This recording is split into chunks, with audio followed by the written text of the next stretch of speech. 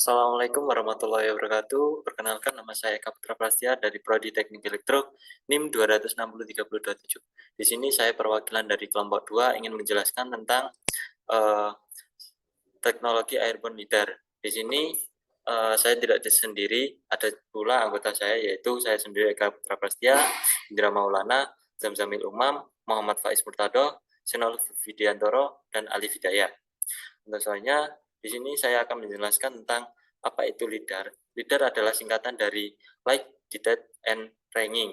LIDAR adalah teknologi yang menerapkan sistem penginderaan jarak jauh untuk menentukan jarak dengan menembak sinar laser.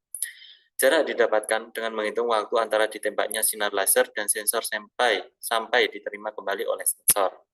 Seperti sonar yang menggunakan gelombang suara untuk memetakan sesuatu dan radar yang menggunakan gelombang radio, LIDAR menggunakan cahaya yang dikirim dari laser. Soalnya sistem pada LIDAR.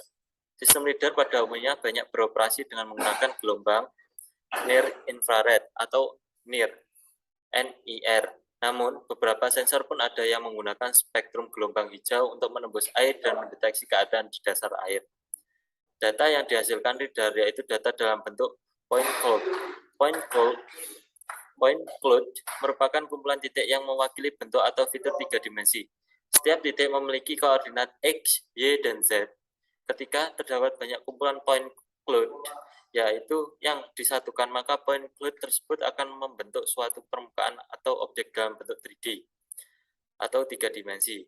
Kerapatan titik point cloud yang bisa dihasilkan oleh LIDAR yaitu 1-300 titik per 2 meter.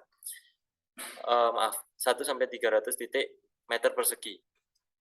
Data point cloud dapat digunakan untuk membuat model 3 dimensi permukaan bumi seperti digital elevation model atau DEM dan digital surface model atau DSM. Untuk materi selanjutnya akan dijelaskan oleh teman saya. Perkenalkan, nama saya Senol Vidiantoro dan saya akan menjelaskan apa itu DEM dan DSM. DEM adalah model permukaan bumi yang hanya menyajikan ketinggian permukaan tanah saja, tanpa pepohonan atau bangunan. Sedangkan DSM menyajikan ketinggian permukaan tanah dan objek-objek yang terlihat dari atas tanah seperti pepohonan, bangunan, dan lain-lain. Dua metode pemetaannya menggunakan airborne, pesawat atau drone, yaitu dengan teknologi LIDAR dan foto udara. Kamera yang disebut juga dengan photogrammetry. Kedua metode ini yang paling sering digunakan untuk pemetaan topografi yang cangkupannya luas sehingga tidak perlu membutuhkan banyak tenaga untuk pemetaan konvensional atau pemetaan terrestris.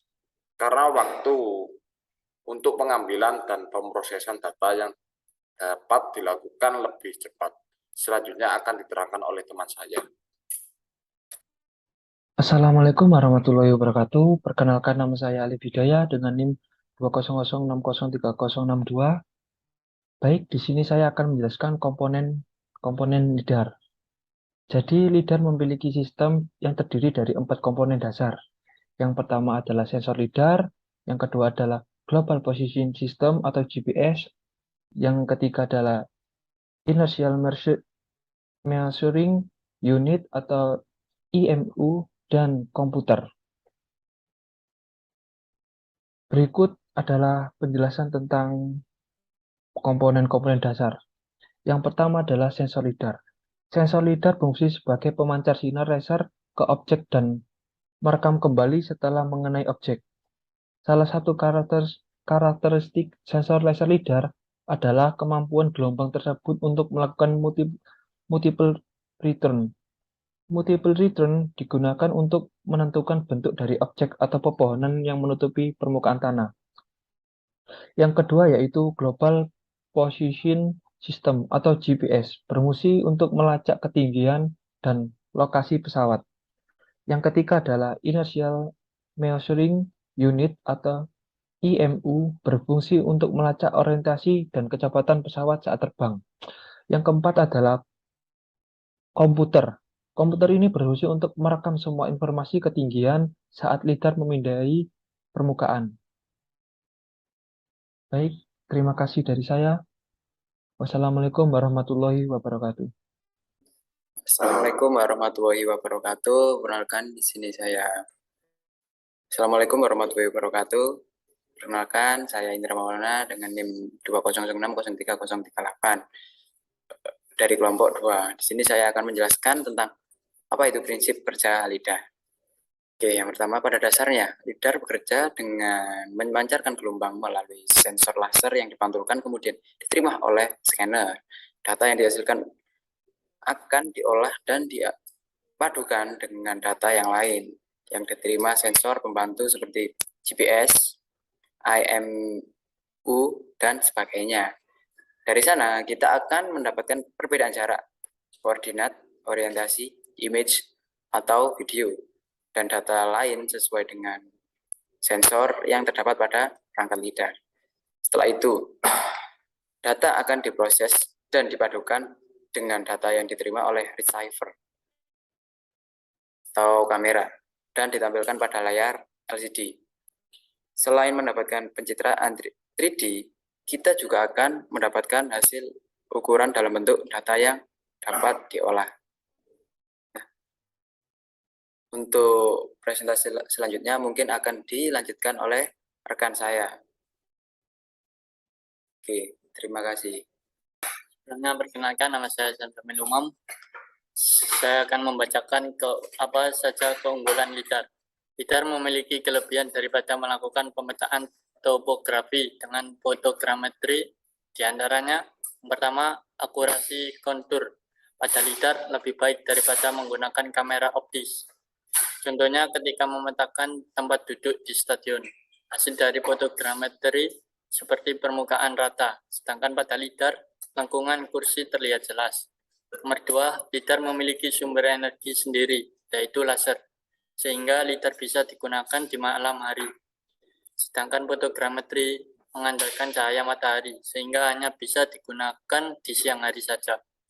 Ketiga, lidar mampu mendeteksi wilayah dengan kondisi yang berkabut, berbeda dengan kamera yang harus terhindar dari kabut.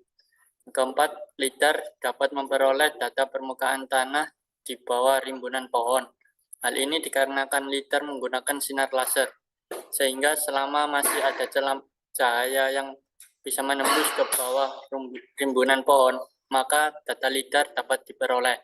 Kemudian, data tumbuhan yang sudah didapatkan bisa kita hapus, sehingga didapatkan model permukaan tanah tanpa pepohonan atau bird.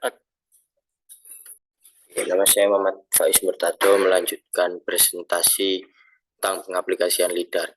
Data yang didapat dari pemetaan lidar adalah data elevasi dalam bentuk digital elevation model, yaitu DEM dan DSM. Data ini bisa kita gunakan untuk rencana pembuatan terowongan, jembatan, pembuatan jaringan, jalan, dan lain-lain. Dengan adanya model 3D dari suatu wilayah, maka rencana dapat dibuat dengan matang, serta data yang ada dapat digunakan untuk berbagai macam simulasi dan analisis. Contoh lain, pengaplikasian lidar dipakai di navigasi mobil tanpa sopir atau autonomous vehicle. Dengan adanya lidar, mobil dapat mengetahui adanya mobil lain, halangan, belokan, pejalan kaki, dan lain-lain. Dengan demikian, mobil bisa berjalan secara otonom karena dapat melihat objek-objek yang ada di sekitarnya. Lidar juga telah banyak diaplikasikan pada UAV, yaitu singkatan dari Unmanned Aerial Vehicle atau pesawat tanpa awak. Dengan menggunakan lidar, maka UAV dapat memetakan kontur geografis dari area yang dijelajahi. Kontur geografi ini didapatkan dari rekonstruksi kumpulan data jarak yang diperoleh lidar. Mungkin cukup sekian presentasi ini. Kurang lebihnya saya mohon maaf. Assalamualaikum warahmatullahi wabarakatuh.